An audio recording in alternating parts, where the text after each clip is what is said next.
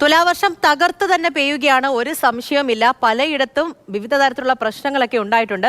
അങ്ങനെ ഓരോ ഇടത്തെ കാര്യങ്ങളൊക്കെ നമുക്ക് നോക്കേണ്ടതായിട്ടുണ്ട്. അതിന് തൊട്ട് മുൻപായിട്ട് എങ്ങനെയാണ് അലേർട്ടുകൾ നൽകിയിരിക്കുന്നത് എന്ന് നമുക്കൊന്ന് നോക്കിയാലോ.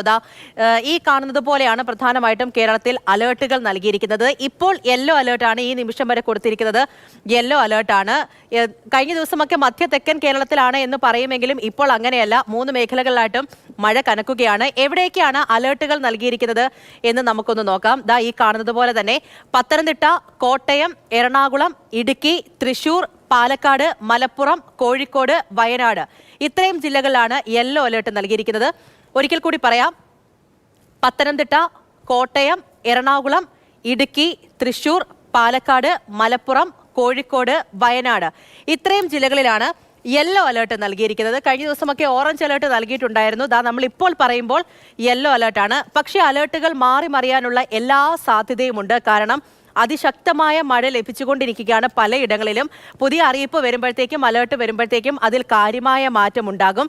തുലാവർഷമാണ് പെയ്യുന്നത്. ഉച്ചയ്ക്ക് ശേഷം ഇടിയോടുകൂടിയുള്ള മഴയുണ്ടാകും. ആ കാര്യത്തിൽ ശ്രദ്ധ വേണം. തകർത്ത് പെയ്യുകയാണ്. അപ്പോൾ പലയിടങ്ങളിലും വെള്ളക്കെട്ടൊക്കെ പ്രശ്നം സൃഷ്ടിക്കുന്നുണ്ട്. മാറി താമസിക്കാനൊക്കെയുള്ള ഇങ്ങനെയുള്ള പ്രശ്നമുണ്ട് എന്നുണ്ടെങ്കിൽ അവിടെയുള്ള ആളുകളെയൊക്കെ മാറ്റി പാർപ്പിക്കുന്നുണ്ട്.